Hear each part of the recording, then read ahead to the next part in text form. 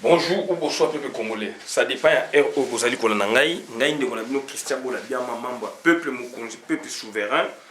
combattant résistant révolutionnaire PNI ezali donc politicien non institutionnel. Donc toyé lelo koloba mingi makambo o etali mboka ya ngwana donc tozali ko sala vidéo parce que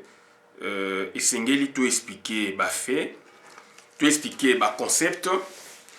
Donc tu es le local mingi situation il y a Joseph Kabila Hippolyte Kanambe de son vrai nom et que baptisé na ba congolais ba vidéo ezali baza ko loba yango baza ko dénoncer baptisé donc Joseph Kabila Kabange.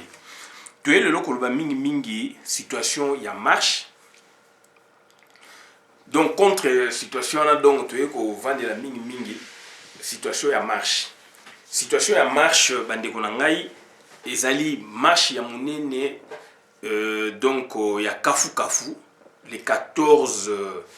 décembre oyo ezali donc marche oyo tout l'axe na face du monde ndenge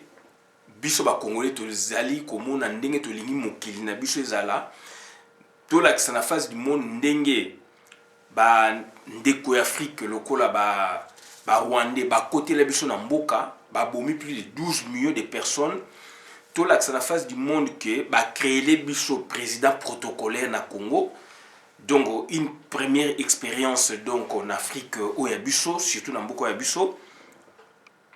Donc bande konanga toko l'axe aussi na face du monde que Rwanda ezali mboka oyo ekoki ko assujetti biso te. Rwanda ezali mboka oyo ekoki ko nyokola Congo te puisque ezali na force moko te.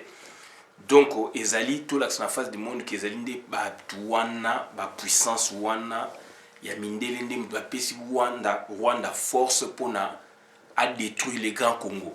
A détruire le Grand Congo pona nini kaka puisque nkita ezali. Do bande konanga ezali pasi mingi yango no moni donc toye ko lakisa bino donc position au biso tozalango puisque biso to koma bazayirwa biso to zonga na Zaïre mais Zaïre oyo tozali ko zonga ezali ya Zaïre ya démocratie na état de droit ezali Zaïre ya dictature te tozui l'essentiel ezali na Zaïre ya dictature puisque batwana basala quand même misala oyo monanaki malgré to critiquer bango donc lelo toye ko lakisa bino que il faut tozala uni tokotika mboka na biso boité parce que ba politiciens congolais bazali pourri classe politique ezali pourri et ali classe politique moko do toko compter na ngote bango nyonso bazali wana donc bazali ko mona intérêt donc nationalité ba mona ka intérêt égoïstique oya bango ba vivre ba liambongo etc. Donc ba corrompre bango ba so mama pango na États-Unis na ba Chicago partout aux États-Unis Chicago donc ba Washington ba Canada ba Australie etc. pour ba toyoki ba ko soma mingi siko na Australie donc na ba Nouvelle-Zélande ya ngwana ba ndeko na ngai do tozali ko senga na bino donc boya ebele na marche pona tout l'axe à la face du monde que ya solo tozali ba congolais tozali ko comprendre et que ba projet ba on ba osala ba kolonga bisoté ndenge ba on ba réfléchir biso to réfléchir à makasi koleka bango donc ya ngwana donc to tambola ti marche na ambassade ya Rwanda et puis to kopesa memo donc na Nations Unies na yango bandeko na ngai nazali ko senga na bino nyonso to bolingo boto eto na kati na biso to affluer biso nyonso na Belgique.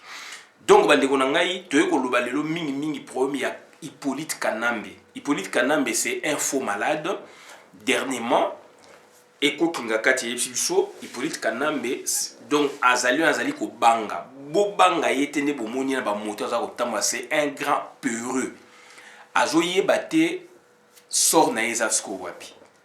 tellement makamango senti evandaki et yesu ko pela donc azo ko comprendre été d'où c'est un grand peureux. D'après Eko Kingakati akendaki ko senga visa donc na ambassade de Chine ko senga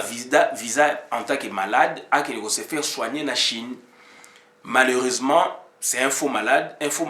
donc akende ko senga visa na 200 personnes ba kende ko assister na maladie na traitement na Chine ba chinois babino donc 20 personnes pour na yo on peut accepter mais 200 personnes pour na yo za malade 200 personnes c'est beaucoup. d'où sikoyo moyeba pesa ye visa ezate do ya lingi kaka ifa kende na Chine de sa personne ya wana ba yebisi biso ke donc ezali façon aussi donc ya ko bima déjà na mboka et donc atala makambo na musika donc ça peut façon soki pe yindi donc akei na libela donc bandeko na ngai c'est très important ya wana donc maili na bango ya lokuta ya ba maili na bango lokuta donc ya ba congolais donc ça dit yebani maili na bango lokuta donc ya ba congolais donc oyo ya ba rwandais pardon ya ba rwandais ya ubwenge yebani bazali batu o bazali kokosa c'est pas na bango comme institution donc à koshi o makocho na kata poche nde to lobaka akangi soki ezali tirette na bouton akangi yo na kati mais lelo yo grâce na ye kuna donc tozali costaud tozali mayele to lakisi bango ke peuple congolais azali yumate peuple congolais azali zobate peuple congolais azali mutumo azali mayele azali aguerri donc biso na biso ezali yo ye kuna biso ne mutu to bimisi lokuta na bango na monde entier poisa biso ne mutu to sambwisi ba rwandais sikoyo régime wana monde entier eyebi ke régime wana ezali donc bazali ko vivre na makama mensonge. Il y a un blanc sur beaucoup na internet bobeti bokomona a commis 25 ans de mensonge donc Rwanda 25 ans de mensonge azako critiquer Paul Kagame grave mundele et ye moko azako lobake donc livre na ye azote kango kaka donc ndenga bimisi yango mais donc na ba éditeur mingi comme un problème pour ne bima d'où donc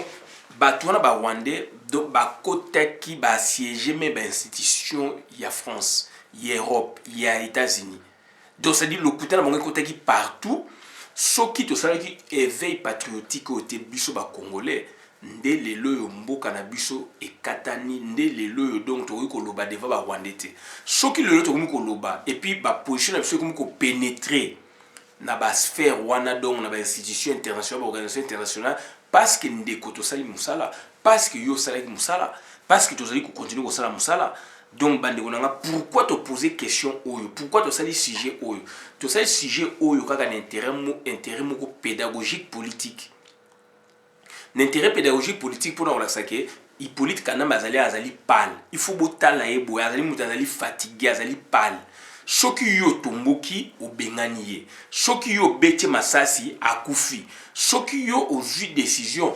akei boloko mais le fait que yo lingi ko beta masasi te le fait que yo lingi ko tomboka te le fait que yo lingi ko joie décision te na parlement puisque parlement na pezali déjà ba somba yango na bango d'où il est là azali ko circuler librement. Et dans l'entretemps, Azako tenté par-ci par-là pour na Akima. Accueilli ko senga dongo, c'est-à-dire Albi Aza malade, oh c'est un faux malade avec visa va payer à 200 personnes ba keninae ko assister son malade. Ba chinois va bien non, 20 personnes peuvent accepter mais pas 200 personnes. 200 personnes c'est trop. Voilà ba ndeko na ngai do situation où ekomenaki Hippolyte Kanambe, d'où c'est-à-dire azali bloqué, azali kotala yo azana choité partout dans le monde donc azali muto bakoki ko recevoir nulle part peut-être ba Chine ba Cuba donc yangona do bandeko na ngai donc il faut révolution et salama yango tozo ko bengisa bino donc c'est-à-dire les 14 na Bruxelles les 14 na Bruxelles pour na tout défier Batouana tout défier Batouana tout l'accent na face du monde que Batouana bazali eloko moko te peuple congolais azali peuple moko donc ya bolingo peuple moko oyoke aboyaka bapaya te mais andimaka bapaya o bakovanda na mboka na ye o baza ko respecter mibeko ya mboka na ye donc voilà situation biso toza nango na kata Congo toboyaka bapaya te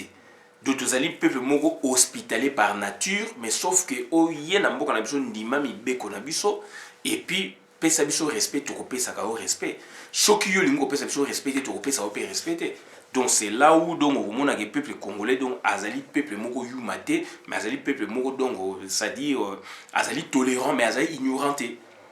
Ya ngwana tozali ko senga na bino nyonso to bandeko na ngai donc boyeba ke Hippolyte Kanambe ce monsieur est pâle, ce monsieur est fatigué, ce monsieur n'a plus de force. Ce monsieur il a peur, c'est un grand peureux depuis donc Toyoki baeko donc tozu baeko na kingakati na alo kingakati. Donc c'est un monsieur le plus peureux au eza na Congo eza nde wana. Mais bino bozo occupé te yango za ko circuler so bo sali embuscade akokima soit akufi soit nini soki akufi te akokima mboka wana. To sala ina sukuma te sukuma oyo William Yakotumba sali tala ndenge bagangi tala ndenge bazali ko banga yango wana bandeko na bazali ko luka de sorte que to sangana na bango to boyi bango il faut bazonga na mboka na bango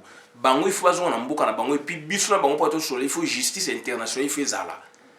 Donc yango wana tozali ko féliciter docteur Denis Mukwege makasi mingi en tant que donc prix Nobel de la paix azali ko tiango service ya Congo azali ko senga tribunal pénal international et puis donc à saisir opportunité à accueillir donc na parlement français pour n'a pas parler de ma rapport mapping. Comment expliquer rapport mapping? Donc il y a violation des droits de l'homme, il y a ça fait 10 ans aujourd'hui depuis que ba notifié au Congo. Donc c'est-à-dire depuis ba notifié au Congo, ça fait aujourd'hui 10 ans donc ba lingi ko exécuté en moté. Il y a un donc docteur donc Denis Mukwege donc prix Nobel de la paix. Merci mingi na ozali ko sala pour mboka ozali mutu o te que prix Nobel wana ovandisiango mais ozali ko tiango au service ya Congo. Tozali ko mona tozali ko sepela to moni ke tozali na mutu oyo alingi mboka mutu oyo azali pe ko conduire mboka na donc na optique oyo ozali ko sela wana donc au kotaka par-ci par-là et puis qu'on réveiller rapport mapping ezali tellement archivé que ba aventurer ba kuluna en cravate au bazali na ba gouvernement na ba entreprise publique de l'état bazali dedans Hippolyte Kana bazali dedans et que les lois makamezali ko chauffer donc atiki mande fuloko la taba do bande ko na ngai yango toza ko senga na bino tout donc il faut le samedi donc le 14 biso tout aux à Bruxelles. Tous à Bruxelles to l'axa amour, to l'axa bolingo puisque toza kaka na pays wana le soki et kimi biso na maboko soki do bakanyango bakachango biso na yo do tozangi mboka et to yebi valeur ya mboka le fait que toza libanda to comprendre valeur ya mboka ndeko nanga ko lingate ke mboka na yo ebeba mboka na yo ezala détruire likolo donc ya ba aventure ya ba politicien oyo ako comprendre te ba enjeu na ba défi ezali à relever akokuta biso donc na nzela na ye yango wana tozali ko singa ba nyosu ingeta Hippolyte Kanambe donc un faux malade accueilli ko singa donc visa na Chine avec 200 personnes yo zali malade ozo ko keni ko singa pona mbangu ba mema okene na mboka baninga ozo traitement ou bien ozo lingande okene na bato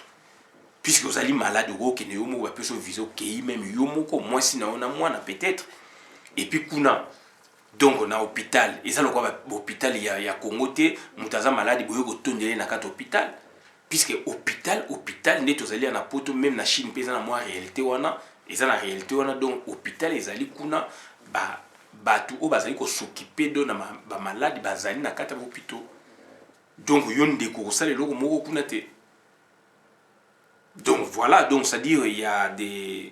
infirmiers bazali, aides-soignantes bazali, aides-bobo bazali, aides-bobo bazali. Donc c'est-à-dire famille na kat hôpital même na poto awa bozali. Donc importance na bino ezali, oui. Ba obenga yo so premier ezali boza ba responsable ani mais na niveau ya hôpital ba ya kate ba vanda na mutu malade boye famille zingami na kata chambre batala ka malade. Donc Hippolyte Kanambe il n'a pas encore compris et que donc c'est-à-dire essayer to benganaye to ko benganaye ne effort ya yondeko effort ya yendeko effort ya biso nyostou. Donc ça me fait mal na mona kaye akomi ko circuler ndengwana na ba moto donc akomi ndenge moko na ba wewa donc bandeko nanga ezali passe mingi donc yango essayer to bengana mutu na rapidement. Donc c'est un faux malade, un grand peureux numéro 1. Bo oser nan ko beta masasi bo oser même ko attenter na vie na ye nan ba attenter na vie na ye te ya attenter na vie ya bato belé donc yango na bandeko nanga toza ko senga na bino nyonso to bolingo bo to na kati na biso to lobi ingeta merci.